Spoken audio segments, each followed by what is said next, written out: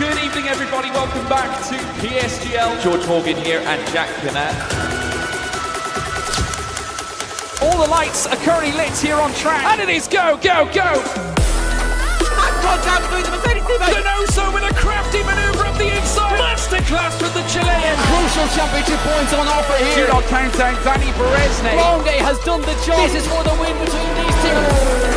Freddie Rasmussen wins the United States Grand Prix. Alfie Butcher wins for the first time ever. Lucas Blakely takes the championship. It's Barry Borman. Jarno Opmeer is your champion.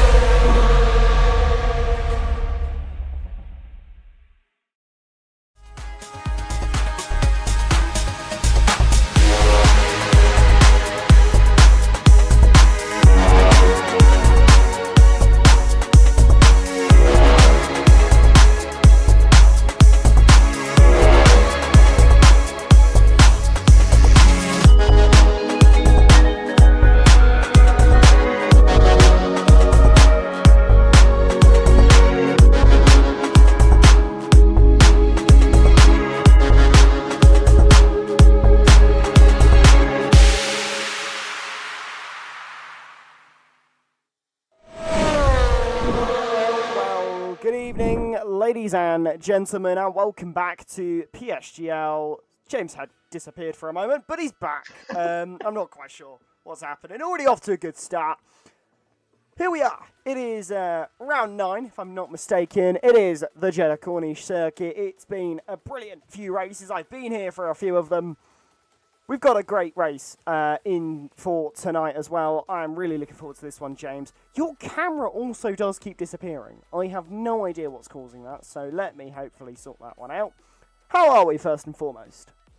Doing really, really well. Thank you very much. Yes, happy 2025. Happy New Year. Merry Christmas to everyone. Get all of that out of the way first and foremost. But it is a new year, and hopefully we get to see some really good racing to start off the new year as well. There's Saudi Arabia. It is the Jed Cornish circuit. We've had controversy in the past around this track. Season 37 is the last time we came here, of course. Hopefully, we're not going to be getting controversy like we have seen in F2 with a 5-car pile-up on lap 1. So hopefully that doesn't happen. Yeah, going to be interesting to see what happens as we get things underway shortly. But yeah, this is going to be a really good round, I think, tonight. A really well-loved, fan-favourite track. I was a bit hesitant about the Jed Cornish circuit, I won't lie, back when it came onto the F1 calendar, but the more and more I've seen of it, the more and more I fall in love with this circuit. It is a real challenging circuit. Technically it's a street circuit, but it's not really, and it is just absolutely brilliant. I love it so much. Yeah, shaped in the shape of a fish, I've got to be honest there as well. That's how I normally reference this track anyway, to the fish circuit, as we come here in Saudi Arabia. Of course, a reminder to everyone, because it's been 2 or 3 weeks since we were last here in PSF1, of what happened, of course, in the Netherlands. It was Cameron Dowd who took the race win, 0.6 of a second in the end, over Azim in second, Matteo there finishing in third. What did that do to the championship standings? Well, championship standings going into the second half of the season and into the new year is as follows. Matteo leads the way on 98 points coming into tonight. Can't wrap up the championship, nothing like that. Cameron Dowd in second on 80. He will hold the lead after tonight. Well, regardless of what happens, Matteo could still have a 1-point lead potentially over Cameron Dowd if Cameron does pick up fastest lap and wins the race. Oscar there in third on 77. Renz in fourth on 76. And then you've got Ryan on 24. The top 4 are absolutely running away with things so far this season. Matteo, 18 points over the top, over Cameron Dowd. Cameron Dowd did take a win around here, though, in season 37, Byron. Is he going to be chomping at the bit once again? Yeah, it's going to be really interesting. I've somehow made the stream 1440p. Not got a Scooby how I've managed that. But hey, if anything, that's a good thing. It's better quality. It's going to look even better, more beautiful. And let's take you track side as we get the action underway. Get going here for round number 9 of this season. And first on the track, it's not a surprise to anyone. It's TF10 Dirk. He's pretty much always the first driver out on track for any competition. And tonight is no exception. Yeah, tonight is no exception. Indeed, I've got to be honest, I'm on PS5 now and it looks a hell of a lot better than what it does on PS4. Dirk is the first man, though, out on track in the Williams. And He is a fan favourite amongst the circuit, has won around here, or has been on the podium, I think, around here in PSF2 in the past. So definitely be looking to try and get at the bit. He is our regular first man out on track. He's first and fourth in the session, as well as it stands. This track, though, normally presents itself a very close qualifying session. We saw a 26.7, I think it was, the pole position in F2. We saw 26.6s, 26.5s potentially in season 37 as well. Didn't quite happen, but are we going to see potentially 26.6, 26.5 potentially in terms of the lap time? Only time will tell. Dirk, though, is the first man out on the track. He's coming through turns 22 and 23, where I famously crashed here on lap 2 of a race in lead racing on F1 23, and I'm very not much proud of it. We've all had our bangs into the walls around this circuit, including many real-life talents too. But these drivers are going to be like absolute robots as Dirk eyes up his first flying lap here of the lap of this qualifying session. And it's a first and very important run here for the motivation around a circuit that it is easy to invalidate. So take it away, James Head, for the first lap of the weekend. Yep, now coming to the right-handed turn number 2, underneath the grandstand now coming to the left-handed turn number 3, and then into the very tricky section from this spot onwards, all the way to turn 11, nearly, proving me right there, nearly hitting the wall through turn number 4, through 5, through 6, through 7, hits the wall at 7, now to the right-handed turn number 8, through the right-handed turn number 9, Dirk is mocking, absolutely all over the place, he's out of the session, has crashed immediately through the session, Dirk out of the qualifying, he is done. Everyone else though out on the track is going again. It looks like we've got Hazara, I think, that is first up with a 32.2 in the first sector, but he clips the wall out at 13. Yeah, really difficult there, and a massive disappointment there for TF10 Dirk, as he just loses the car there and will not play any further part in this qualifying session. And that is, we said about how important confidence is around this circuit. That has absolutely killed all of the confidence that Dirk may have had going into this one, because now he is in a really bad spot. He will start dead last in this race, and that is not what you want at all when there is so much on the line. Definitely not. Hazara out through the final corner. I'm not sure if he's actually on a valid run right now. No, he bails into the pit lane. Thought that because there was an Alpine behind him, right up his backside. It was Cameron Downs, 26.8. Goes quicker though, Renz Thomason ahead of goes quicker, the TF10 man now, formerly of ETA, 26.8 even. Azimo coming in there, former teammate of him in ETA, now goes quicker by a tenth of a second. Paul there into third, Cameron Downs there in fourth, very good lap time being set early on. Matteo interestingly invalidating his first run, so he is definitely up against it early on. The Italian stallion there down in 17th position. More lap times coming in, Matt McGee's and Brando there going quicker. Rodadal goes up to second though. Very good lap time from the Swede. ETA currently 1, 2, maybe 3, and then 4 at this stage in qualifying. But 4 minutes gone in the session. But Azim out on top, Rodadal on second. Azim has been really chomping at the bit in qualifying. I think in terms of how he's approached qualifying, he's been getting quicker and quicker. And now he's come out with that with a 26.7 and top in the session so far. Yeah, really good start for quite a few drivers. So, yeah, Azim looking really strong, as is Rydell as well. Both really up there at the moment, but we've got so long left in this session, so much to play for, and so many talking points that it's going to be really interesting to see what happens here. I'm not seeing anyone report any issues in the YouTube chat, unlike last time out. So this is a real good sign of improvement versus every time before. I'm just trying to see if there's an easy way for me to see who is on a lap. I think I need to pull it up on my telemetry, because at the moment it is a little bit on the difficult side to know who is where, who's on a lap time. So until I get that telemetry up, we will not know. But yeah, I'm really looking forward to this one, because we've already had a massively high-profile elimination here, and one that is really going to bring a lot of hurt, I think, to the race, and everything going on within it. I'm noticing, though, Ryan is doing something interesting. Was just bashing into all of the walls and damaging the front wing. Not quite sure what's happened there. But we have a few drivers back on outlaps, and it's, unsurprisingly, all of the drivers who didn't set a valid first lap. So, we should hopefully, quite quickly, be seeing quite a few drivers coming around and beginning a hot lap. In fact, I believe is the man you're looking at the moment, Hazara, who is going to begin his second attempt and hopefully a valid attempt here.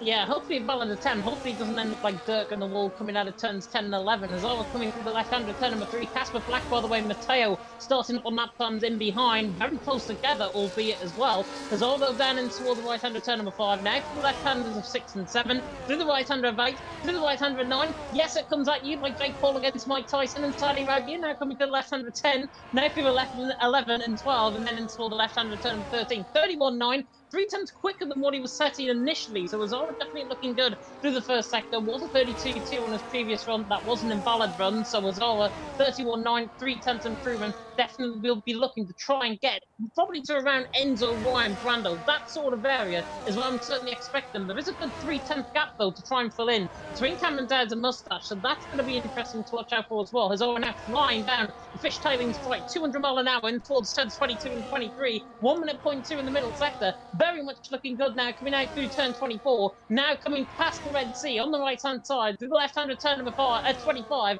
then to the left-hander 26, if he can call them turns, and then in toward the final corner, turn 27. We talk controversy around here in 2021 with Verstappen and Hamilton. Verstappen crashing in qualifying, as well as Hazara now beating that wall very neatly indeed on the run toward the line. Might fill in that gap between Cameron Dowds and Mustache. Doesn't in the end, goes 10th. Casper Black in behind though. Is looking to try and improve on his run. Goes 3rd. Very good. Lap time led by Casper Black. What's Matteo currently doing? The championship leader. He's on the run toward the line. 13th for Matteo. A diabolical opening to the session. Yeah, really difficult at the minute for quite a few of these drivers who are seemingly really struggling here. So, very interesting for what we're seeing at the minute. But yeah, not what I think Hazara, Matteo, a lot of these drivers who just had their second runs would have wanted. Rayan is back out onto the circuit, beginning a flying lap. But there's quite a few drivers on a flying lap time at the moment. I'm just seeing if we've got anyone who's on a particularly good lap that we can chop over to. Doesn't seem to be anyone on a particularly good lap at the moment. Someone's left, that's Rayan actually, who's left the session. Hopefully we can get him back in a couple of moments' time. Zara has invalidated on his in-lap, no surprise there. Casper Flack, 2 yellow sectors, not improving on this run, so we'd expect him to, oh I believe he's invalidated actually there, so everybody's seemingly invalidating. Brando could be a man to keep an eye on though. He's improving by about 2 tenths of a second. He's one of the only drivers who hasn't invalidated on their second run. Alpha Gully will be the man we jump to afterwards as well, as he's on a good lap as well. Matteo invalidated on his Alpha Gully next across the line. And he's got 2 green sectors to his name, and it could be a big leap up the order for Alpha Gully, currently down in 9th place on the road at the moment. Where can that be? Only up to 8th, but hey, an improvement is an improvement. Moustache, though, could be about to take that 8th place back, or even go higher with nearly a 3/10 improvement. Where will that be? It's 6th. Not a bad lap time at all there. Who, though, will be able to do that? Well, Ryderdale.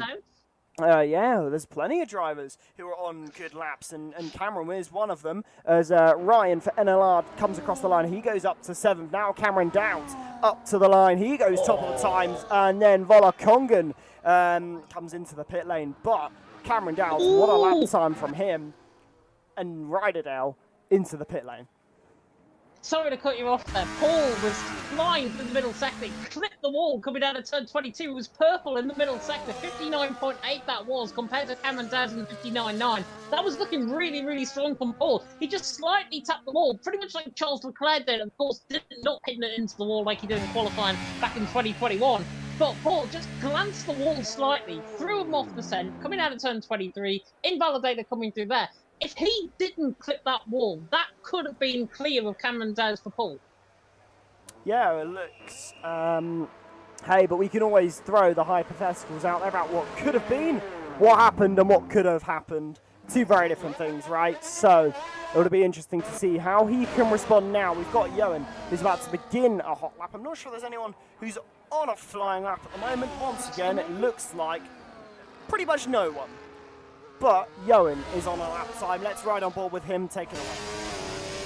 Yeah, that's right on board with them down in towards the left-hander now of turn number 4, then through the right-hander turn number 5. Oscar, by the way, was on the lap, but he failed into the pit lane. Oh, and now coming to the right-hander turn number 8. The only Irishman to fill in for BSF1 this season. Now coming to the left-hander turn number 10, through the right-hander 11, through the left-hander 12, now into the left-hander turn 13. 31.6 in the first sector is exactly where you want to be through the first sector. Now coming to the left-hander turn 13, through the right-hander now turn number 14. He has got, I think, Enzo ahead of him, or one of the kick Saubers anyways, just ahead of him. May throw him off the scent, may throw him off a little bit in terms of the traction. Now coming through the left-hander 14 and 15. Now all the way down the straight, in towards turn 22. We saw Paul, or I saw Paul certainly hit the wall coming through there. Will Owen do exactly the same thing? 59.9 is good, but it's not quite calling. Now coming through turns 22 and 23. Through the right-hander 24, passing the Red Sea on the right-hand side. This beautiful night sky that blazes the trail here in Saudi Arabia. Now coming to the left-hander turn 26.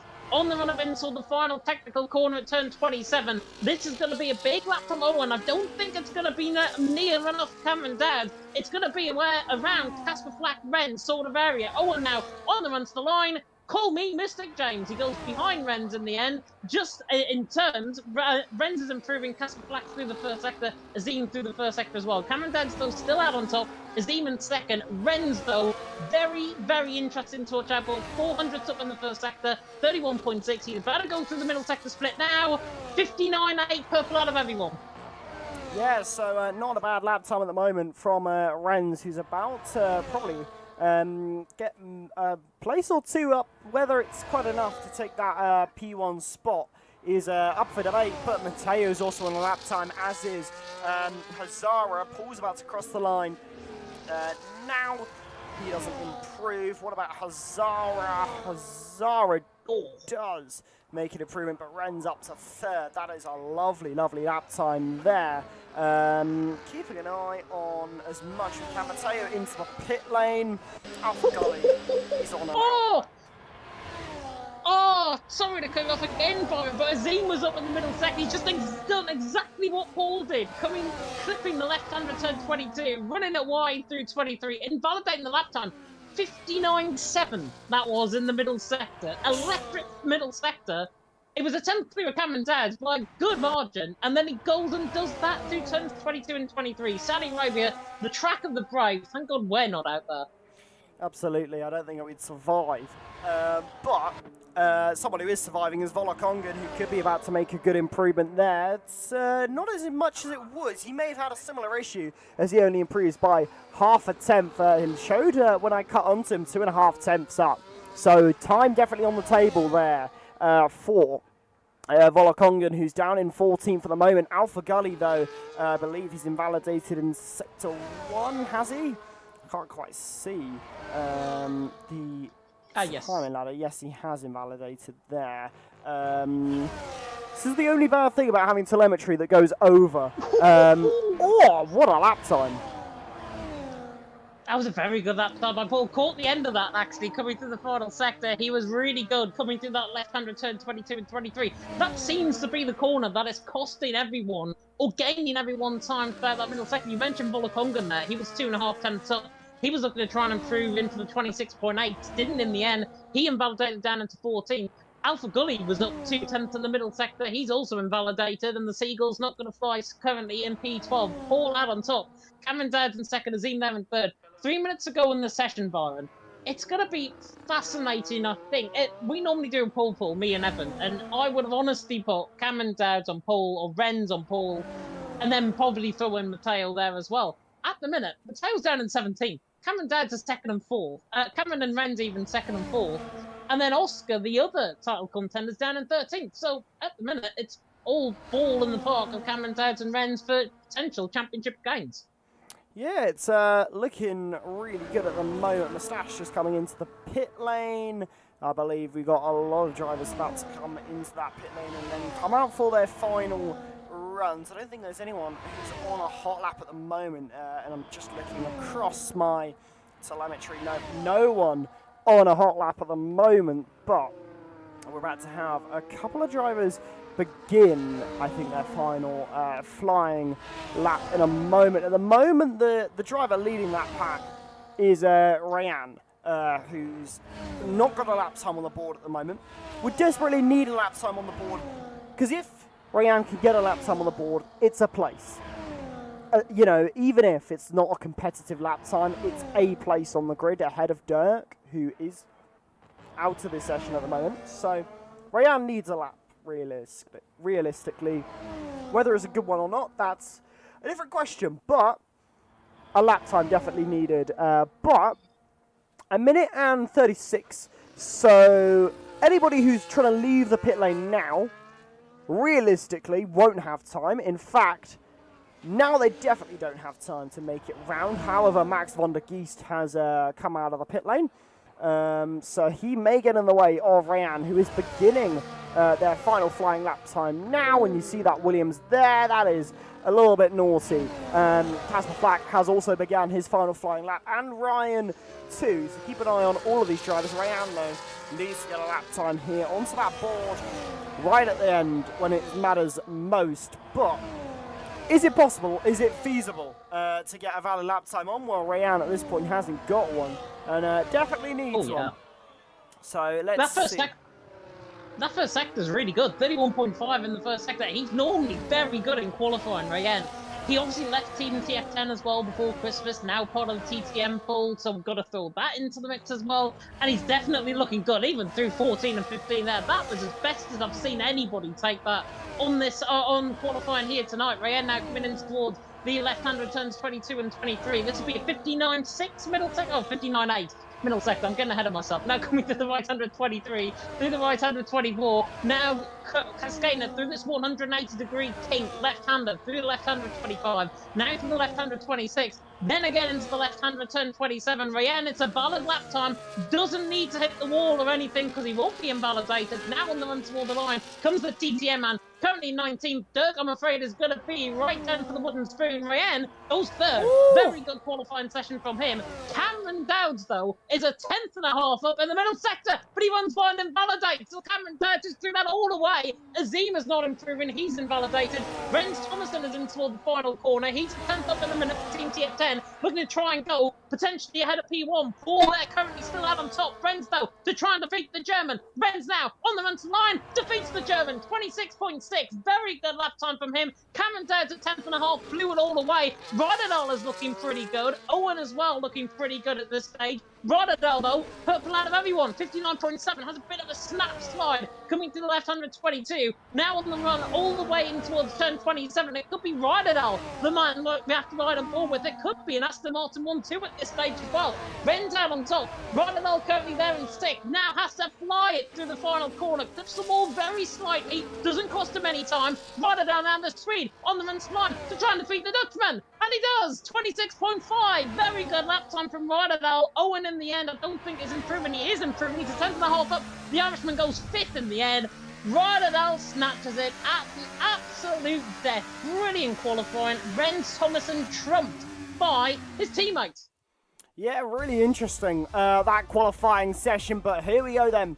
Here is your qualifying classification then. It is Rodadal who tops the session there, followed by Renz Thomason, then Paul, Cameron Dowds, and Yoen rounding out your top 5. Then Ryan, who got a lap time right at the end when he needed it most after not setting a valid lap time all session. Then Azim, Casper Flack, Alpha Gully, Oscar, Moustache, Ryan Brando, Max van der Geest, Volakongen, Hazara, Enzo, Sabaton, Matteo, and Dirk, who obviously did not set a lap time there, but let's see.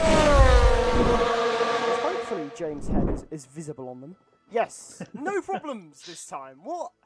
This is how it goes in broadcasting. It just suddenly works. We're used to that. But interesting qualifying session. Not what I would have expected at all.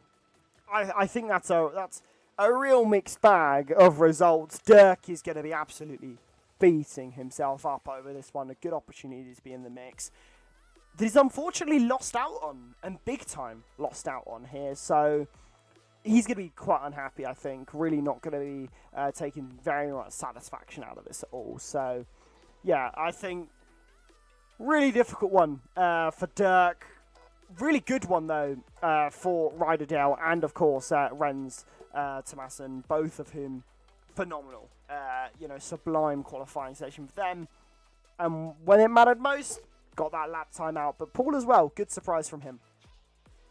Very good surprise from him. And in the end, I think Aston Martin 1-2 is going to give them a lot of confidence in terms of the constructor standings as well. Ryderdale and Renz have been a very new pairing this season. And Ryderdale, of course, trumping Renz there in the qualifying session really brings about, I think, what we're going to see potentially in the race. We're going to see a lot of tactics. We're going to see potentially maybe a little bit of teamwork actually going on between them both as well. Of course, no collusion, that they are obviously not in the same team in terms of an esports venture anymore. They are in the same team, though, in terms of the team events. So this means, essentially, Aston Martin, both of them can work together. Ryderdale and Renz, do they really want to work together now that Renz has left BT8, potentially? There's that to throw in the mix. Matteo as well, down in 18th position. Oscar, halfway down the field as well.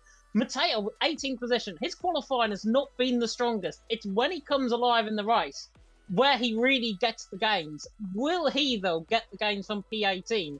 I very much doubt it. He has got a mountain to climb right from the back of the field, just ahead of Dirk. They're down in 18th. He's got a mountain to climb if he wants to try and get any form, any absolute shadow of points, I think, that he's got. At the minute, it's advantage Renz, advantage Cameron Dowd. Cameron and Azim, both of them will be absolutely ruining themselves in terms of invalidations on their final runs. But in the end, somebody had to take pole position. Ryderdale took it. Aston Martin 1-2. Aston's will be happy. Renz will be happy, as will Cameron Dowd. Yeah, I think there's quite a few drivers who will be satisfied out of this one. Others, definitely not so much. But I think you've pretty much summarised it all very nicely there. So you've pretty much taken that side of things out of talking points and the equation. I do need to load up the standings because I'm so unprepared when it comes to this stuff nowadays. So give me 2 seconds. I want to load up these lovely notes that have been shared with me, and let's talk standings, because as you very much got spot on, that summary of qualifying is everything we needed. But Matteo down in 18th, and if I'm correct, right, 18th for Matteo. Let me just refresh my. We just discussed it, but my brain has completely started blanking on me. Matteo, yeah, Renz 18th, second. right? Renz a second. Yeah. Cameron Dowd is what, 4th or 5th, I think, and Oscar's 13th. So yeah, championship really interesting here. Matteo's 18 points out in front in the championship at the minute, and now 18th on the grid. He's only been out of the podium twice, and they were both 4th places. This is a really strong opportunity for the likes of Cameron Dowds or Oscar, not necessarily Oscar, maybe more Renz, to really make an impact here and gain some good points that they need to make, because at the minute, 18 points the difference, especially Cameron Dowds. If he can win and Matteo's only in the edges of the points, kind of 10th, 9th, huge, absolutely huge. That's what Matteo doesn't need tonight, and that's what Cameron Dowds absolutely does. So I'm really interested to see this one. Could it be 2 wins on the bounce for Cameron Dowds? If he can, it's absolutely going to be opening the championship up a little bit more. And we saw it at round 6 of the championship at Monaco. Cameron Dowds was 9th, and Matteo won.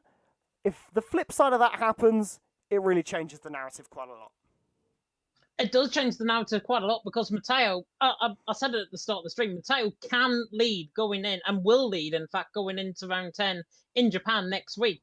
No question about that. Even if Cameron Dowd scores 17 points now, takes the race wing, bangs in the fastest lap, he's still a point behind Matteo. So Matteo does have that to fall back on, luckily for him. But you reference it there. He's never been out of the first 4 in terms of the race, and he's starting down an 18th position, which is about as low as I think I've seen him maybe in about 2 or 3 seasons here in PSF1, being that low on the grid. He has came back from that position before, or a very similar position before, I think, this season. Was it in...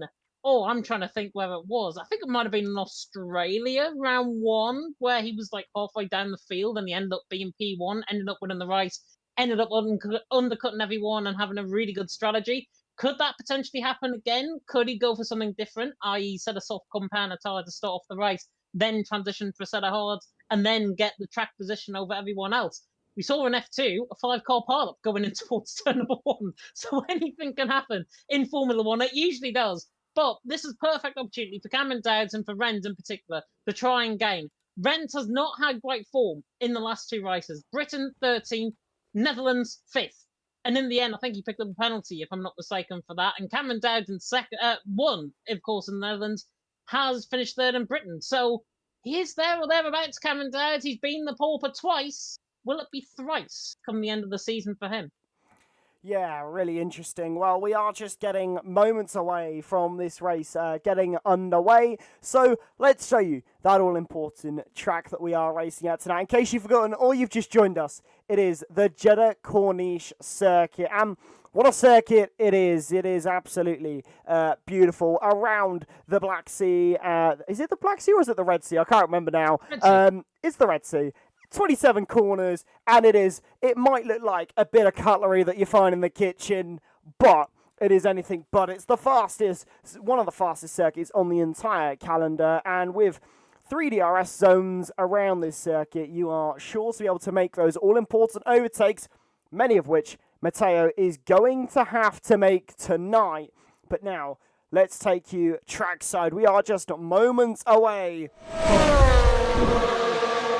the red lights, and well, it could be absolute curtains here for round 9 of this season, and a decisive round in the season for Matteo. If he can claw back and get some good points, it will certainly help in that championship position, but Cameron Dowds absolutely needs the opposite. He needs to gain as many points as he can, whilst Matteo is looking very low down. And we got to remember, this will not be Cameron Dowds' first podium around this circuit. He was 2nd in season 37, so he knows this circuit very well, like the back of his hand.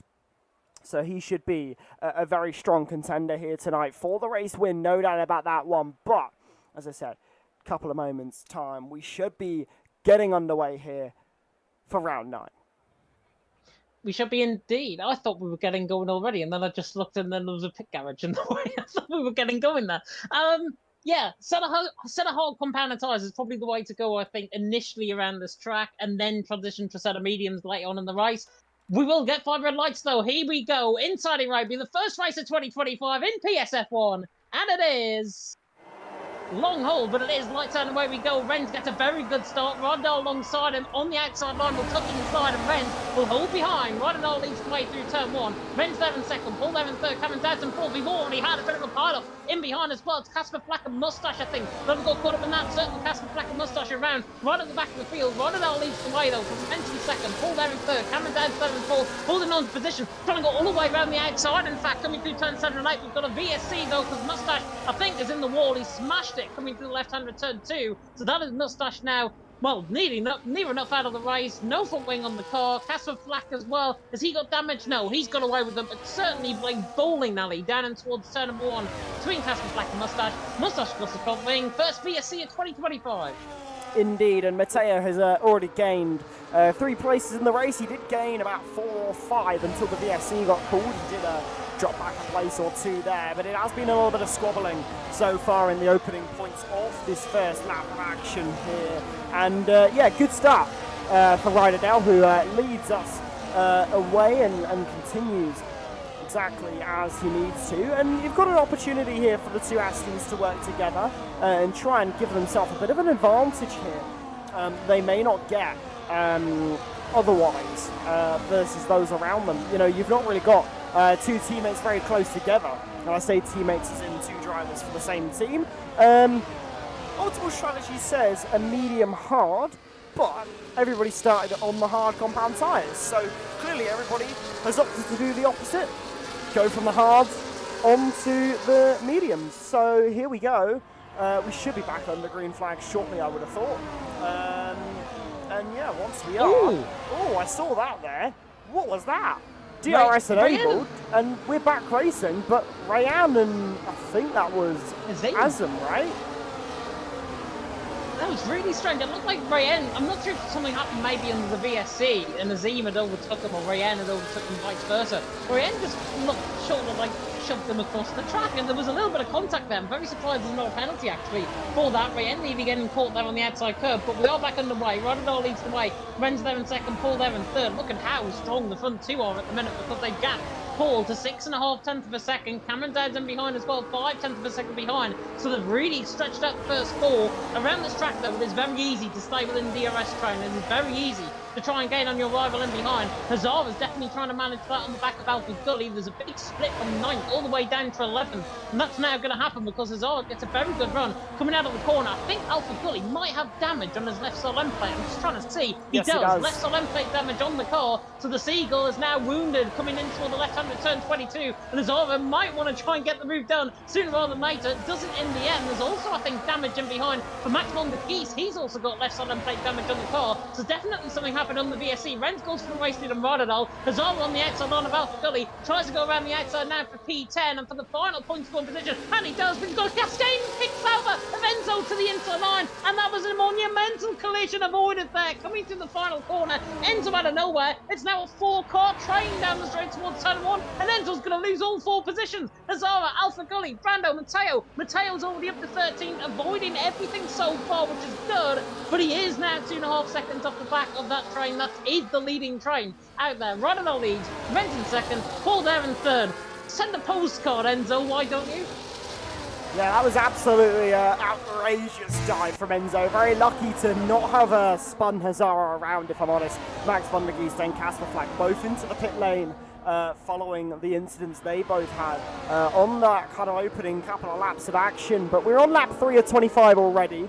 The laps do come at you thick and fast around this circuit, and well, it is very easy for these lap times to come at you so quick. And we're used to seeing that all the time in the world of Formula 1. 1 second you blink and all of a sudden you've gone from lap 3 to lap 29 in our race. So, but yeah, plenty of movement so far for Matteo. He's gained 5 places, but as you said, that gap between 9th and 10th opening up to 3 seconds, that is not ideal. That could force a hand in a bit of strategic play there as Renz and Ryderdale switch. Brando now battling with Alpha Gully over 11 from 12th. As once again, they battle into the final corner. Alpha Gully, though, down the inside, though. Oh, no! Is that Matteo? It is. That is not great for Matteo, is it? When it rains, it pours. There's damage to the car. Oh, dear. Yep, and that was all caused by Dirk diving it to the inside line, and I'm afraid Dirk is going to be the one in trouble. And there's another bit of contact, and Dirk is in trouble because Brando, Hazara, all caught each other with Dirk. Albeit, goodness me, do these guys not realise that we've had a 2-week break and their racecraft have gone to pot? Goodness me, it's a bit like F2 at this stage. Enzo though wins the pit lane. Matteo wins the pit lane as well. Matteo came out ahead. Or has he come out inside of Enzo? He's came out ahead of Enzo, which is good. He's there in P17, but that damage is absolutely critical for his championship. As I say, he will keep the lead, regardless of what happens tonight. If Cameron Downs goes and wins this race and takes the fastest lap of the race, Matteo will still hold the championship lead. But this is a huge, important race. He got caught up in that contact. He's now given that big, distinctive advantage, even though it was miles down already, to Rodadell, Renz, Paul, Cameron Downs. That train all the way down to 9th. Your winner is going to come out of that unless there's a safety car in this race.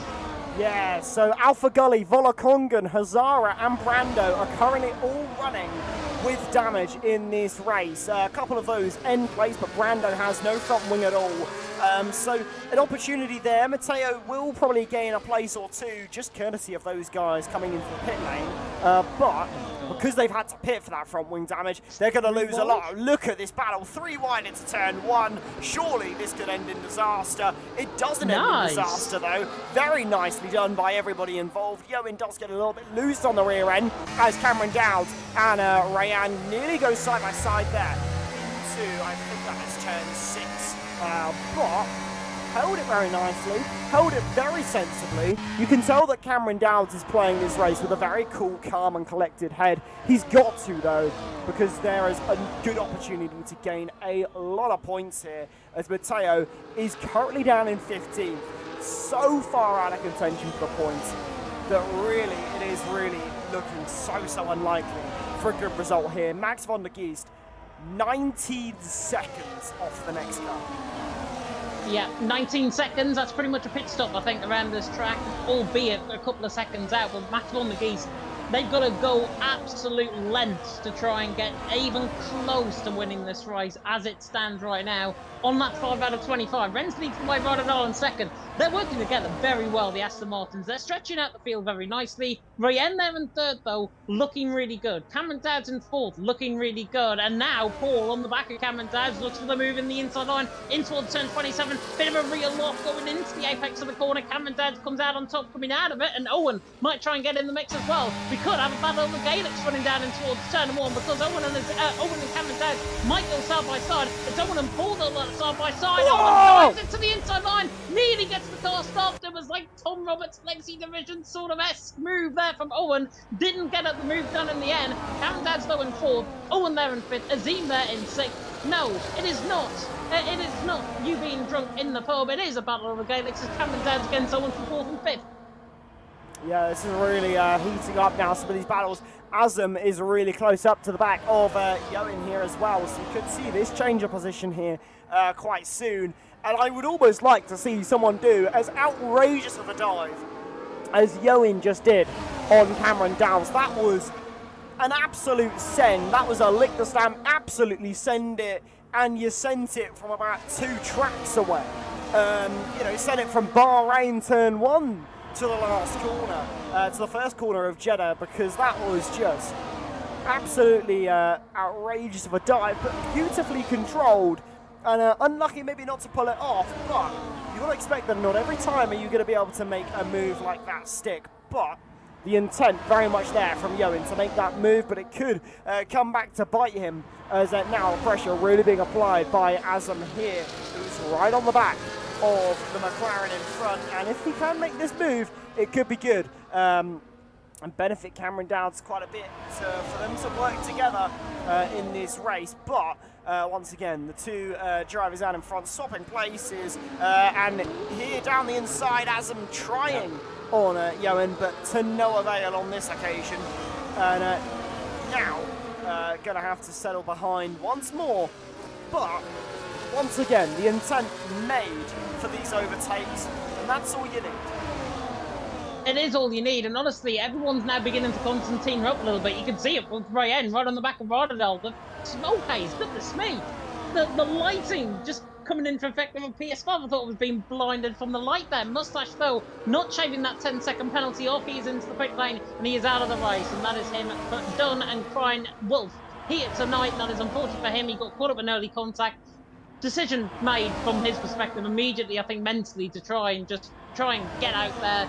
If there's a safety car, there's a safety car, and obviously there's not one at the minute, but Mustache out of the race, and that's the first DNF of tonight. Rotterdam and Rayen, though, second and third position, trying to hunt down the back of Rennes Thomason. Nothing is really going to happen until we get to after the pit stops. That'll happen.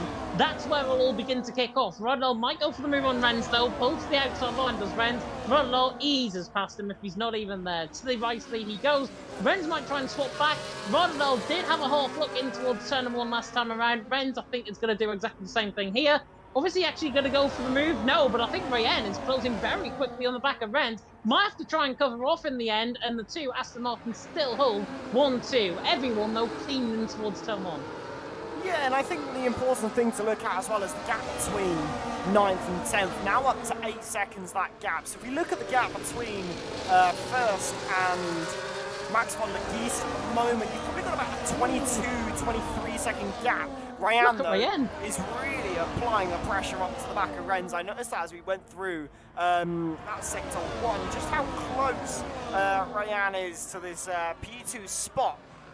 Really putting some pressure on it. I think this is a deliberate choice here to try and look at a move because splitting these two Aston Martins can really open up options in your race. If you can get between two cars that are working together, all of a sudden your race really will open up. So I think Rayanne's trying to do exactly that. Get in between these two and get in front. And I think that's going to be a really interesting thing to see play out. And as we saw on the straights, that is a very, very fast RB car. So hopefully we can see Look at Cameron Dowd.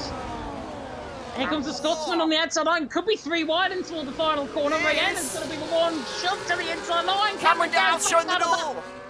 Well done, Cameron Dowd, for backing out of that. That could have been a car crash through the final corner. Right and all these fly. Ren's now in second. Rayanne is having a very aggressively fight. And now Cameron Dowd, his older enemy and rival, now goes to the outside line in towards turn number 1. He'll have the inside line for turn number 2. The flying Scotsman to the inside line. Gets the job done on the French Algerian, but the French Algerian fights back. Owen and Azima side by side in towards turn number 4 as well. All concertinaed up by the Aston Martins. Ronald and Renz lead the way. Rayanne and Cameron Dowd. Cameron Dowd to the wall and Owen in the wall. Owen loses front wing. Safety car deployed out on track. Ronald leads. Renz in second. Rayanne there in third. Cameron Dowd, though, unfortunate for him, even more unfortunate. Oscar and Ryan have just picked up 10-second penalties, I think, out on track as well. Cameron Dowd, though, and Owen, really unfortunate that bit of contact. That all came from, unfortunately, Owen up the inside of Azim, knocking into the back. A bit of a Constantina's in front from the Aston Martins. Guys have got to be spatially aware around a track like this in Saudi Arabia. That time around a very, very tight corner like turns 4 and 5, they weren't. Indeed, but I think it's a little bit too early in this race to come into the pit lane for a change onto the mediums to take it to the end of the race, which is actually very good for those 13th to 18th. If no one from the front pits, they could go back onto a set of hard tyres and could take it to the end of the race, I think. As Rayanne has left the session as well, so this is even throwing more drama into the mix here currently. I'll try and invite Rayanne back in. There we are. I've got the invite sent out to him. Hopefully he can rejoin. Hopefully he can take control of his car as well. I'm not sure if it's now fixed because I'm now on a PS5 and everything is now fixed to hunky-dory. Rodadal, though, into the pit lane. Renz into the pit lane as well. In fact, I think everyone is in. Rayanne's the way I definitely staying out. Everyone else, though, under human control is in. It's like a car park coming into the pit lane there as Owen now is going to have to get a new front wing change. That's 5 seconds now added to his pit stop, which will now be an 8-second pit stop instead of around 3 seconds. Cameron Dowd as well having front wing damage, so I wonder if he picked up end plate damage with that contact with Owen. Must have done. Well, there was nothing visually showing. We got to really give a shout out here, by the way, to Rayanne, who has been absolutely shafted here by disconnecting from the lobby at that exact moment. Now can't pit. Really in a poor position here. So yeah, not great for him at the moment. But here's how things are looking under the safety car. Rayanne, who's under AI control, currently leads the way, followed by Rodadel, Paul, Renz, Cameron Dowd's in 5th at the moment, Joachim, Dirk, Oscar, Azam, and then Ryan rounding out your top 10. Alpha Gully will be a big winner here. He was very much adrift in this race. Has been able to change his front wing, change his tyres. He's in 11th. Then Volokongan, Max van der Geest, Endo, Sabaton, then Hazara. Matteo in 16th still. A lot of work to do for his race. And then Casper Flack and Brando last on the road at the moment. But yeah, really difficult one. I'd expect to see possibly Rayanne in at the end of this lap because surely it's justifiable to change off his tyres, but going to be very difficult, I think. Yeah, it could also be the case as well if Rayanne I think he has taken control of his car. Definitely looks that way, certainly on my end. If he's watching the stream in the background, give us a weave on the strike. Why not? See if you are in control of the car. Judging by the braking and everything, it looks like he is. He's gearing down, so he is back in control of his car. My fear is Under a safety car, it's fine, I think, in terms of frame rate. Under racing conditions, that's where he's going to struggle. I would not be surprised if Ryan actually decides to come into the pit lane and retire the car just based on that fact. He's into the pit lane now. We'll see what tyres, or if he does retire into the pit lane, albeit if he does. He's going to be right down the back of the field, though. He's been absolutely shafted, as you mentioned earlier on. In terms of his race position, in terms of his track position, he's got something damage as well. So that's another 5 seconds added on to his stop. Casper Flack and Brando will come in past the pit lane. He's going to be dead last, Ryan. He is so unfortunate. He's going to be dead last coming out of the pit lane. TTM were looking really good, I've got to say, with this signing and Ryan joining the team. He was looking really good. Up until that point of contact, up until he obviously lost connection out of the race as well. He's down in 18th. He's got Brando and Casper Flack ahead of him. Two very good drivers that can try and get him along. The safety car helps him along as well. But halfway through the race, it's going to be a massive uphill task. Yeah, it really is going to be a really difficult uphill battle now to the end of the race for Ryan. But, you know, I think that's to be the same as well for Matteo, who's had a good opportunity now to claw back into this race after falling quite adrift due to that contact early on. But by no means is it easy for Matteo. And the same can be said for pretty much any driver who's pit for a new front wing in this race. They've had a bit of a reset. They've got an opportunity to regain some places and positions, but it's still not going to be easy because this is a track where you can get a lot of benefit from DRS and overtaking, but if you're in a train, good luck, because it is very difficult to make that move. So we should see the safety car in at the end of this lap. I would have suspected we should see it in a moment. That safety car in. Messed if we are coming in at the end of this lap. No. Yeah, pretty much. There you go. Spot on. Safety car in at the end of this lap. Rydell will lead the way now that Ryan has pitted. Then Paul and Renz Thomason there in third. Cameron Dowd's fourth. Yoen fifth. Dirk in 6th, Oscar 7th, Azam in 8th, Ryan 9th, Alpha Gully now back into 10th and in those points. Good opportunity for him to, as I said, claw back into some higher points paying positions, but it is back to green flag running in a moment. When does Rydell go? He's going to leave it as late as he can, but he goes a little bit earlier and catches Paul a little bit off guard. But it is back to green flag action, and we go racing once again here in Saudi Arabia as the safety car takes back to the end of the pit lane as Yoen takes it around the outside here in his battle with Dirk, who's trying to get this P5 spot, try and get a really good points place here. As you see, Azam there battling with Oscar in the background, but nothing coming of that as Oscar gets a massive rear end snap. This could invite Ryan into the fold here for this battle for P8, but not right now. So Ryan will be looking to make that place later on, no doubt about that one, but not able to make it just yet. But back on the green flag running, not many moves being made at the moment, but time will absolutely change that. Yeah, sensible restart, I'm going to say, from everyone. Rydell left it late, but not too late, I'm going to say. Very good restart from him. Caught the likes of Owen further down the field in that thing. Dirk certainly is under pressure now from Azim, and Azim might look to try and get the move done, maybe even in towards turns 22 and 23. It's not going to happen, though, but there is going to be a split actually happening. How is Dirk, by the way, in P6? He's been on team at the start of the race. He's P6 now, and now he's going to be P7 because Azim's right on the back of him. The Turk now trying to look to the outside line. He will have the speed, he will have the overspeed as well going into the corner. So Azim, this should be a full car length ahead. It is, and he gets the move done. Through into 6th position. Dirk there, not fighting that aggressively, which is good. He's there down in 7th, can try and now latch onto the back of that train.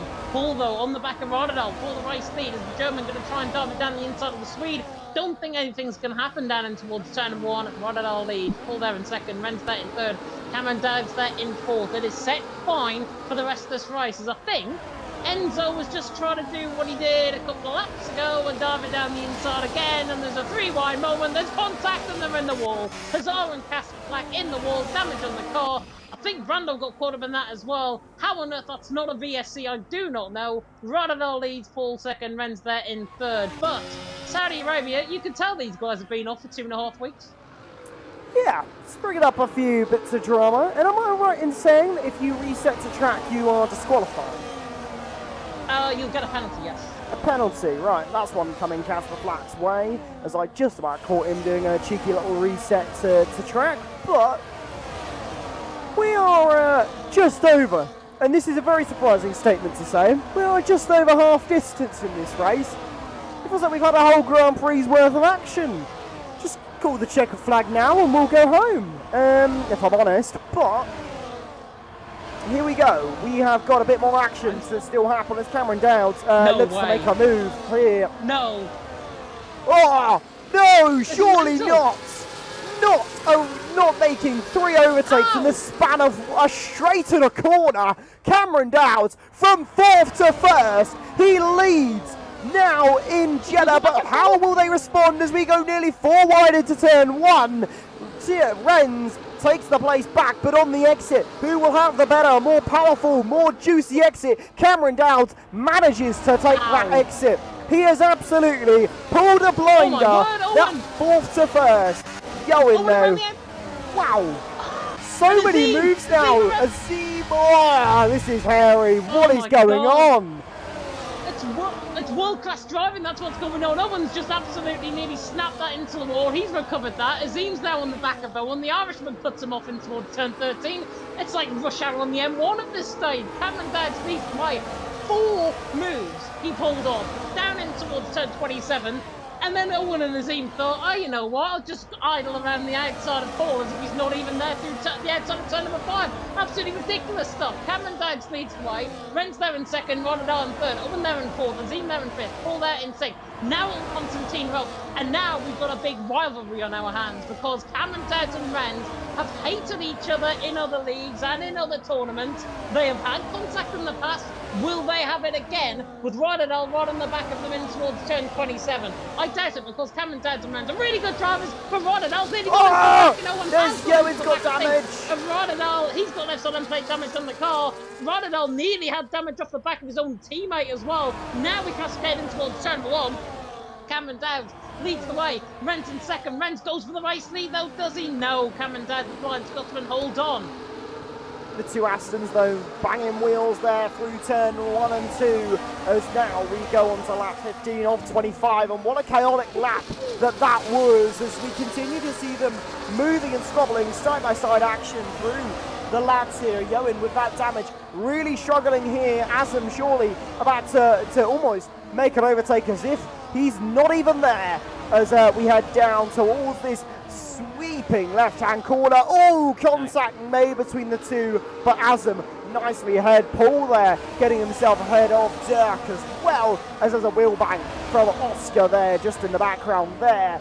But it is really heating up now more and more, and it's like the desert as the race as the track's heated up, so too has the spiciness of this driving.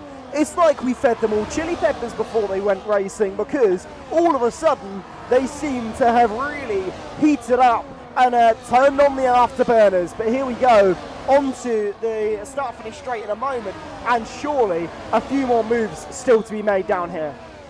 Oscar's going around the outside on Dirk. Paul to the inside line through the final corner. Might not work, and it actually does relatively.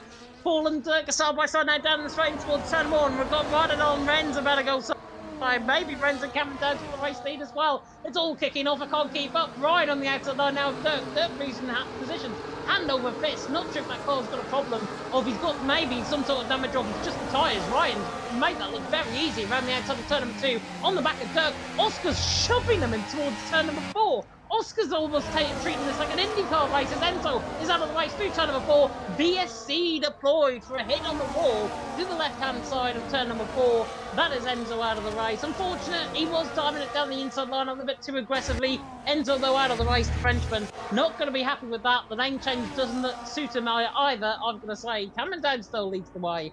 Renz in 2nd, Rodadal in 3rd, and we've got a VSC deployed out on track. Cameron Dowds, normally under a VSC, would look to try and get away. He's got a full amount of battery, but so has everyone else in behind. So any advantage that he's got is now negated. Indeed, he's just got to hope that he's got the best jump when the VSC ends.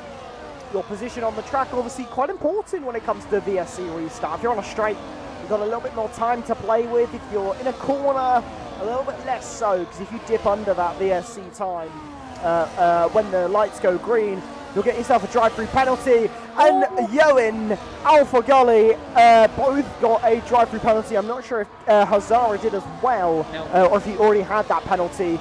So yeah, as we were just saying about it, that's when the action and the track went green, and that VSC did cause a drive-through or two.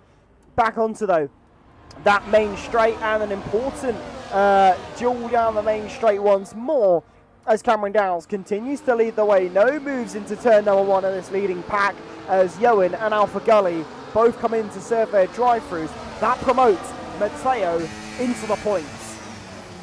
And that could be a crucial point as well. I know I banged on about it early on, saying if Cameron Downs gets fastest lap of the race and he wins the race, and Mateo doesn't get any points, and Mateo still leads.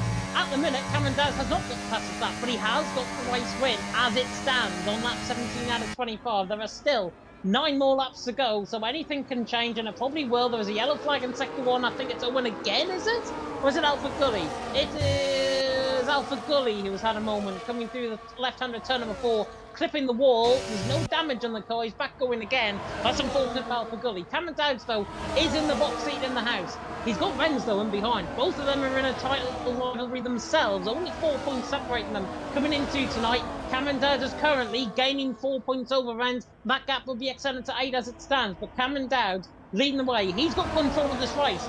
But he's also very vulnerable because he is the lead car in this train.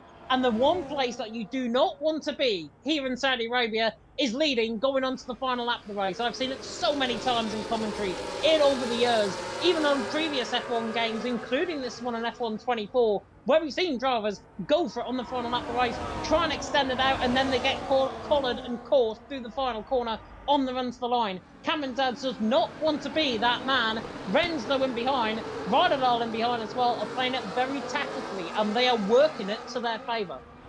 Yep, Mateo now up to 9th as we go nearly 3 wide into turn 4. That's Red Bull running wide. I believe that was Ryan there, who now has to let Dirk by. May have to do the same for Oscar as well. I'm not sure what the game said in terms of overtaking off the track, whether he does have to let Oscar by. Doesn't appear like he has got to. But Dirk back up into that P6 as they went side by side there. And in the background, you see Rayan and Volokongan swapping places there. They're taking Rayan up to 11th, Volokongan down to 12th.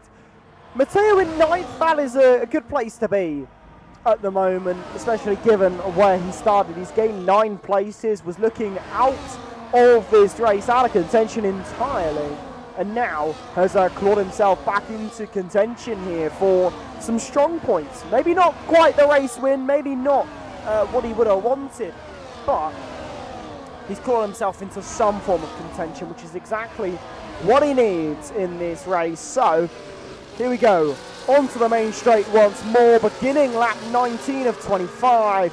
And Renz 3.5 tenths behind. I'm not sure he's going to make the overtake into turn 1, but I don't think he's wanting to make the overtake here.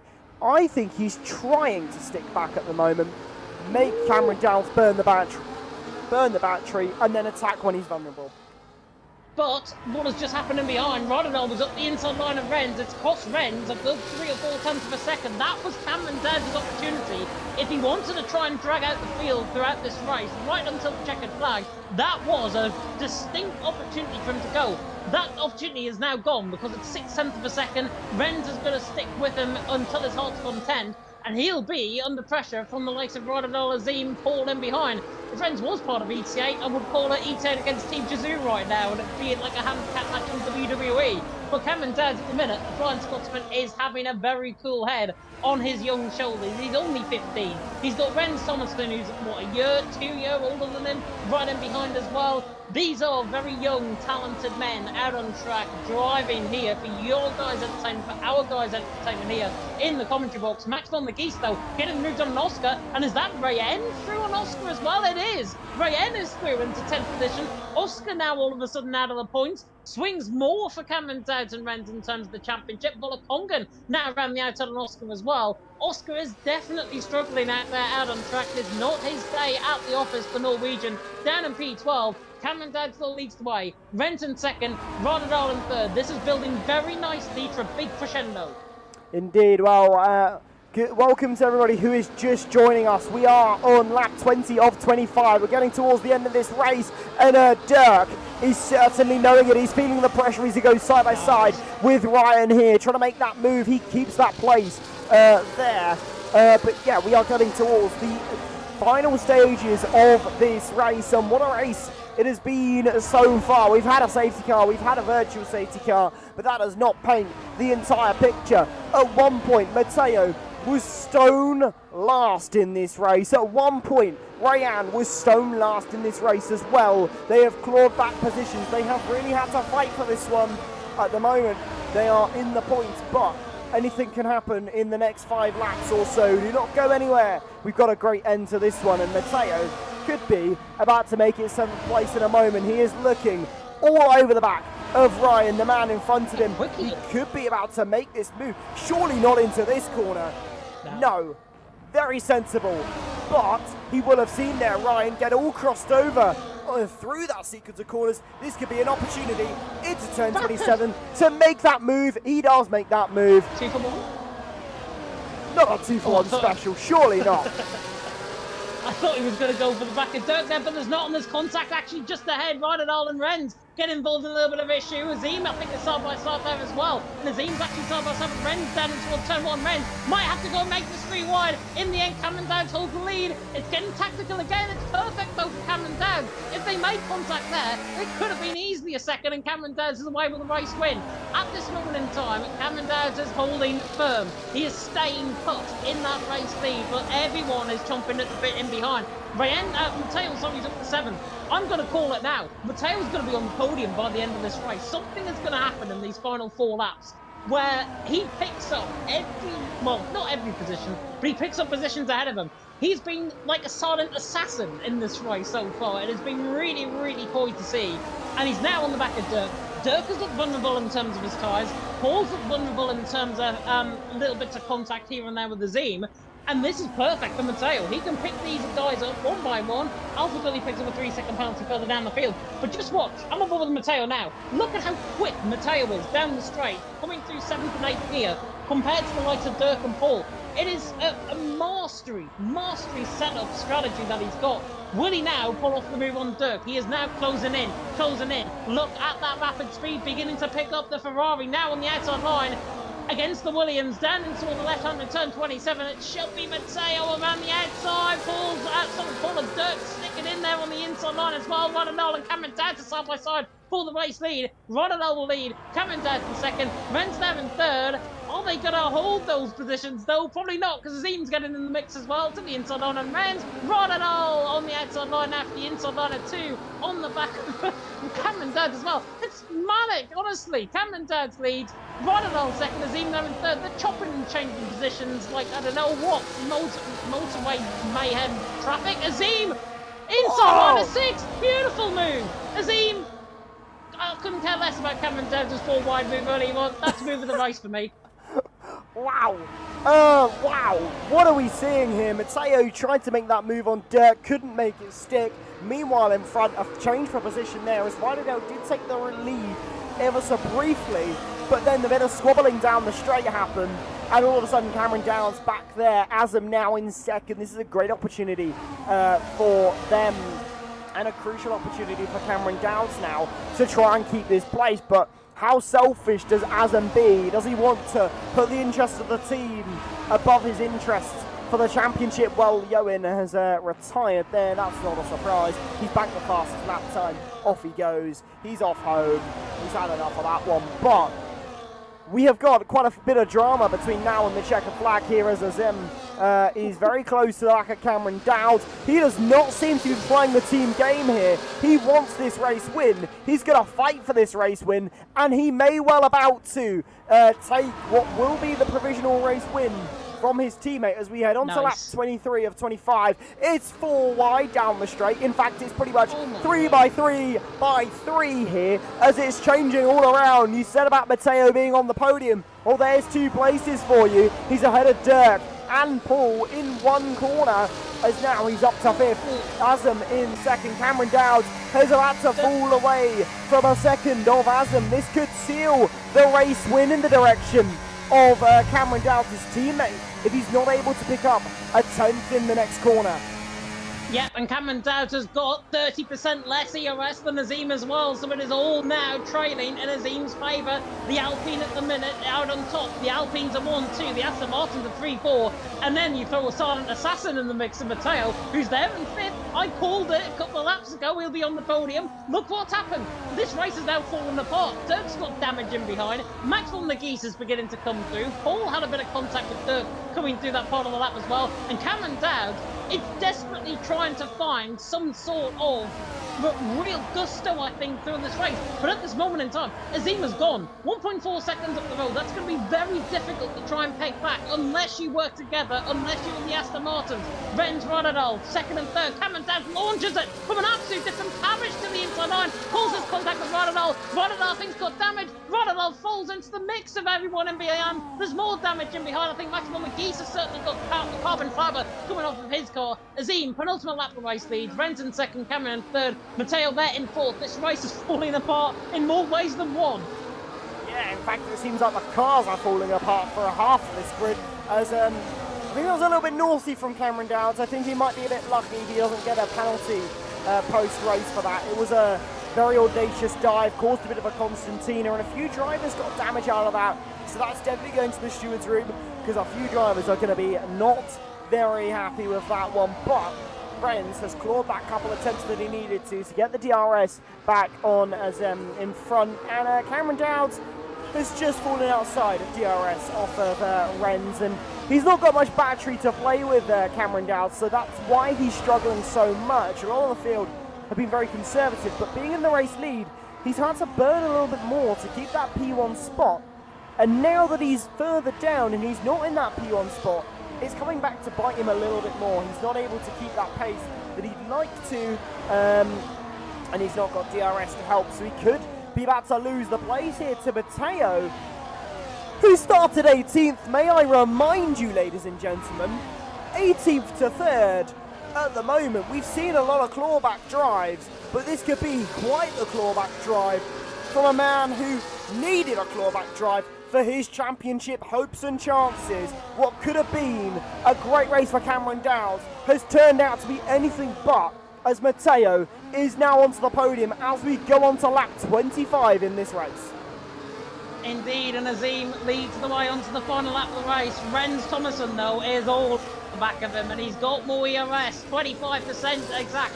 To be exact there for Renz in terms of the ERS of the team. Matteo, though, there in 3rd. He could be the real party pooper in all of this. He could win this race. There in 3rd. Cameron Dowds is coming back into it as well. If Azim and Renz play games, Matteo and Cameron Dowds are completely and directly back within this race and back within this contention of the race win. Azim and Renz, though, about to do battle. Coming out of the left-hand of 13, now to the kink of 14, in towards turns 15 and 16, and about to embark down the back straight for the final time.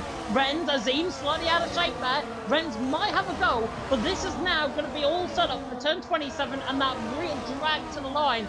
Renz does not want to overtake the ball then, but if you're Matteo, you're there in 3rd, you've got double aim at the back of the front too. Renz makes a mistake nearly in the wall. Matteo opens up, and now Azim all of a sudden is a sitting duck from the Italian stallion, and now Matteo all of a sudden is coming from an absolute different parish on the back of Azim. He's got to launch this to the inside line into the final corner. He doesn't. Azim real knocks. Matteo has a really good run coming through the final corner. Is it going to be enough for the Italian to try and come back at him? Azim on the mental line just holds it. Matteo there in 2nd.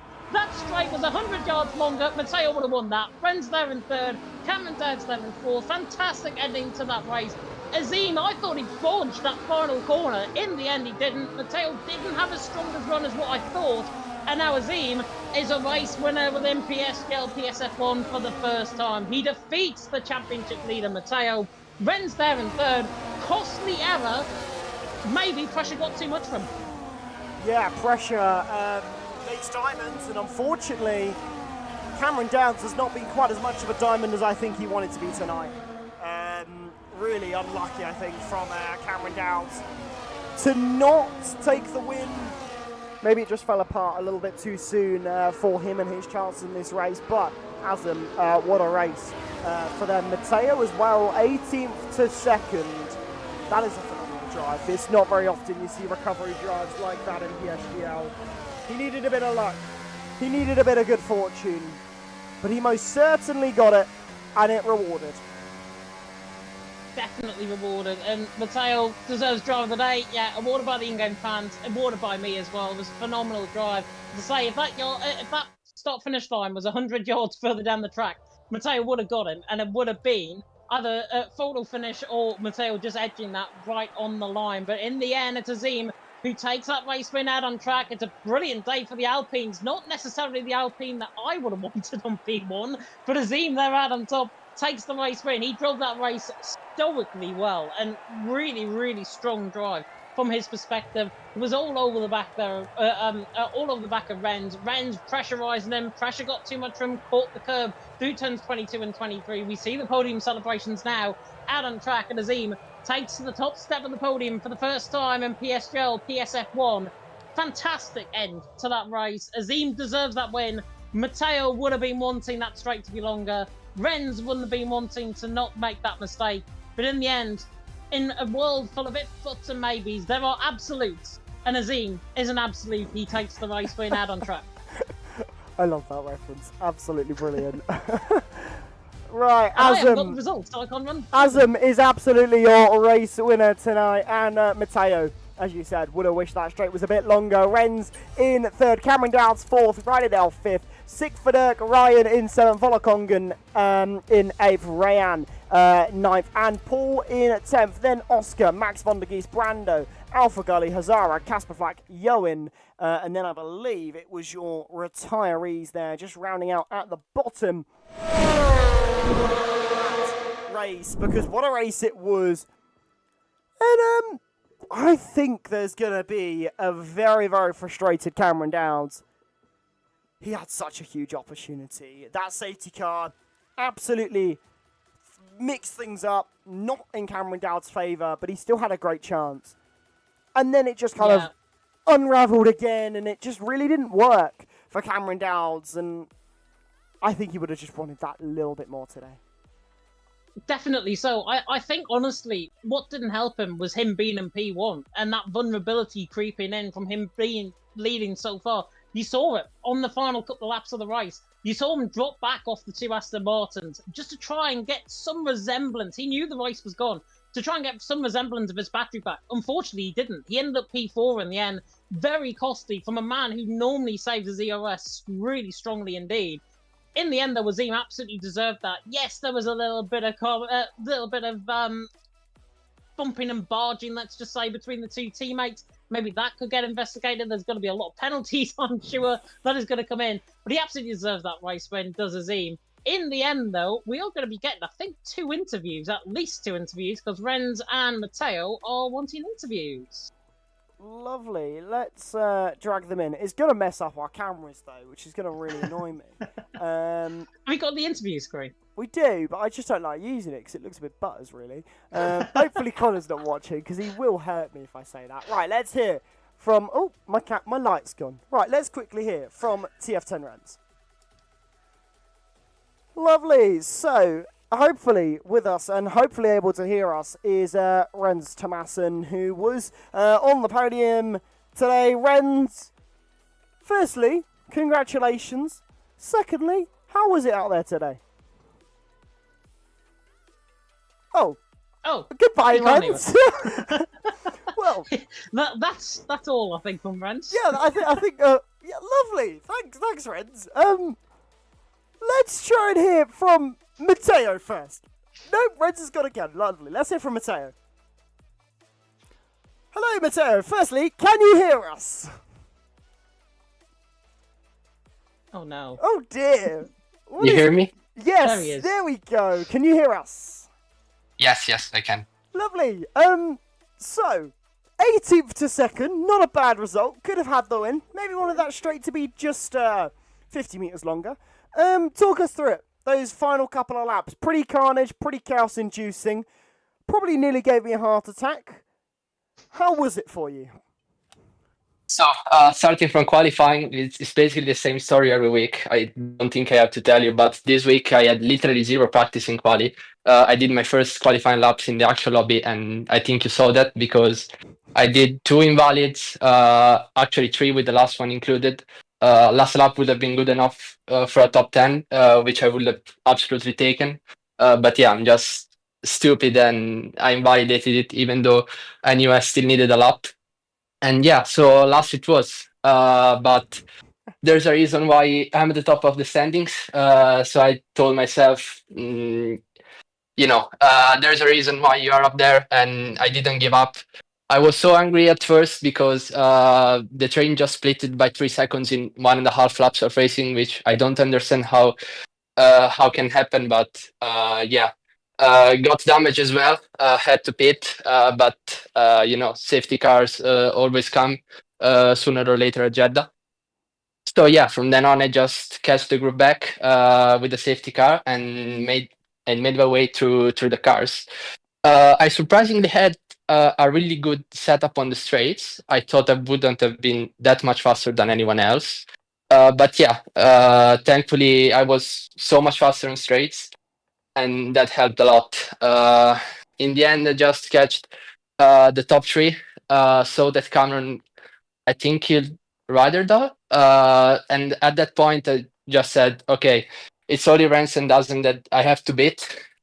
And I think I had lost the P2 and the win when Rens was ahead of me before Sector 3 in the final lap. But then, yeah, he just went wide on the exit, and that was a free pass, and it was just like the straight needed to be like 20 meters longer or something for me to win. I'm still not fully satisfied because with that pace, I know that I could have won in a much easier way. But yeah, I'm just stupid in qualifying this year, so that's it. And I will take a P2 considering I was starting last. Yeah, absolutely. I mean, that's pretty much summarised about every question I think we could have possibly come up with there. But yeah, no, exactly. You can't be satisfied until you win from 18th, says every racing driver ever. But yeah, pretty much. Yeah, I don't think I've got any more questions because you answered literally every question I could have thought of. I've got a couple for Matteo, actually. I've referenced them as the silent assassin there in commentary. It was from P18 to P2.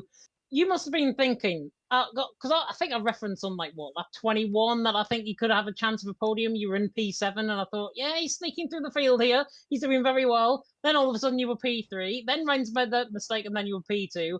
And then all of a sudden I thought you had a really good run coming out the final corner, and you would have got the race win. And I called it on the final lap saying you were going to win this race. But in the end, P2, you must be delighted, given how much that point could have swung in Cameron Dowd, in Oscar's, and in Renz's favour. You must be delighted that you've actually outscored all 3 of them. Yeah, at the end of the day, at this point in the championship, the goal is just to either extend the lead every race or just keep it as it is. So yeah, the goal tonight was to create myself a match point in the next race already. And I think I've done it because, as you said, I outscored literally every rival for the championship. So yeah, for tonight, even though I didn't win, the goal was achieved. And hopefully, even though Japan isn't really a great track for me, I hope I can seal the deal in the next race already, even though I think it won't be that easy in terms of points. But yeah, goal achieved for tonight, and that's what matters. Yeah, goal achieved for tonight indeed, and I think then some, to be honest, because I honestly thought P18, he's had a diabolical qualifying. We all know what happens. He normally brings it in the race, and that's exactly what you did. Speaking of Japan, next week is Japan. Evan Dalton hopefully back alongside me in the commentary box as well for that one. But going into the final 3 rounds of the season, Japan, and then we've got what? I need to have a look at the calendar just to try and remind me because I've been off for 2 weeks. It's then Las Vegas and then Bahrain. Next 2 tracks are probably not your forte. Bahrain probably more so. I think Japan, Las Vegas, and Bahrain remain on the calendar, and two of those are actually decent, I think. Japan is the last track that I really struggled with in qualifying. But yeah, hopefully by Bahrain, I've already got the championship seal, and Las Vegas at the end of the day, it's just a lottery, of whoever comes up top in the race. So yeah, just hope to do some clean races till the end of the season. And yeah, clinch the second championship. That's it. Yeah, and maybe put Cameron Dowds on the thrice step once again. I think finishing a third consecutive season, potentially in P2 come the end. Congratulations, Lil Mateo. P2 out on track. Go and enjoy your evening. Thanks, James. Thanks, Byron. And thanks to my engineers who were beautiful as always tonight. Yeah, I swear that ET8 engineer as well is going to give me that setup as well, because he was lightning quick down the straights, wasn't he? Goodness me. Byron, we can put Ren's back in now. Hopefully it works this time. No, he's on PlayStation. Lovely. We love it when this happens. It's just so fun. Right, we might have to go to him. Let's move to him.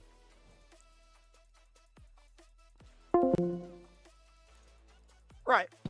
Get your camera back on, James. There we go. Right. Dirk! No, it's not even Dirk! There we go! It was going to happen eventually, wasn't it? Rens! Firstly, hello. Can you hear us? Yes, I can. Lovely. So now we've finished getting your name wrong and dragging you into chats that you can't even be in. Tell us about the race. How was it? Of course, first race after the Christmas break, so I was excited to get this race on their way. So yeah, qualifiers didn't even look that good, but just had a decent lap in quali. Could have been better, but yeah, it was just decent overall. And in the race, I just had a clean race overall, but at the end it was like as always with Jeddah. Just a lottery of who wins, and thus especially the DRS game. So I had to snap in the last sector, so that didn't help. But yeah, at the end of the day, I wasn't fully focused on this championship either. So yeah, I take this result. Fair enough. Well, those final couple laps, pretty crazy. From your perspective, did you think you could have got a little bit more, or was kind of third what you thought was realistic? Especially like we were going into the last lap with Matteo like 8 tenths behind. I thought I just had to save like a lot of battery. So yeah, then I had like 100%, and I planned to use everything on the back straight, but yeah, then I had a snap and that put me on the back foot. So yeah, unfortunately couldn't go that gap. So yeah, I did my best, and this is everything I got. So yeah. Questions from you, James. Kick it off. Yeah, I was going to come on to about that snap on the final lap, unfortunately, and it's probably not the point that Renz wants to pick me up, but I'm going to anyways. If you didn't have that snap, you were all over the back of Azim. You had more ERS than them. You were looking so good for the race sprint. Was it just either you got caught on the wall on the inside, or did you just have the snap coming through 23? I think it was like I don't know. I had no grip. I didn't even touch the wall or something. I took the corner normally, but my car just flipped over and couldn't do anything. So yeah, I lost all speed, and then you are so on the back foot for the straight. So yeah, then just rescue what's left. So. Yeah, keeping Cameron Dowds at bay, though, and gaining 2 points, I think, is definitely a good thing. That is something to take out of that result. Anyways, going into Japan, final 3 races of the season. Japan up next. A strong track for you, I know. How do you think you're going to get on? Yeah, obviously a strong track for me, but yeah, No, yeah, I focus more on the WR championship. So yeah, I hope I can perform Friday, and of course I will practice for Monday on for Japan. But yeah, my focus is more on WR. So I hope just to get a good result in Japan. But yeah, I'm just gonna see it. We'll put some practice in, and I'm just gonna see it. Yeah, take it as it comes attitude. That's what I like. I definitely like that. I definitely like that out on track. P3 for you out on track. It could have been a race win. Go and enjoy your evening. Yeah, thank you. Thank you for commentating, and I will hear you Friday, James. I might not be there on Friday. Okay. Okay, that's fine. But yeah, I will go then, and have a nice evening. You too. Yeah, bye bye. See ya. Well, that. Matteo was interviews. Yeah, what an interesting one that was. Well, there's nothing really more to say other than we've got 3 more rounds of this to go. And what an interesting 3 rounds we've still got to go. You alluded to it. 3 rounds of the season still to come. Next time out is Japan. We've got we haven't got a week break. This is the You're looking on Thursday. Yes, I've got the wrong calendar loaded, but hey, that's not my fault. Got Japan to go, then we've got Vegas and Bahrain to round off the season here. But yeah, 3 rounds left in this season, and well, the championship's still on the line. But Matteo has done a very good job at making sure that Cameron Downs is very likely to be second fiddle here once again. Definitely so. And P18, having that mental strain that he would have been underperforming in qualifying once again this season, and him qualifying down in P18, he would have not been happy with that whatsoever. He said he had no practice. We can maybe make a pass on that, but in the end, P2 out on track from a man who picked up damage early on in the race as well, made his way through the field as like a silent assassin through the field, just picking off everyone one by one. Dirk got involved in a bit of incident. Yeah, there's P5 there. Oh, I'll have you for P4. Oh, I'll have you for P3. Then taking Ren for P2, and then all of a sudden looking on for the race win, going into the final corner. Marvellous drive from him, but we cannot take anything away from Azim. Azim did a fantastic drive. He looked very strong. All-rounded performance, I think, there from Azim. His first race win of the season.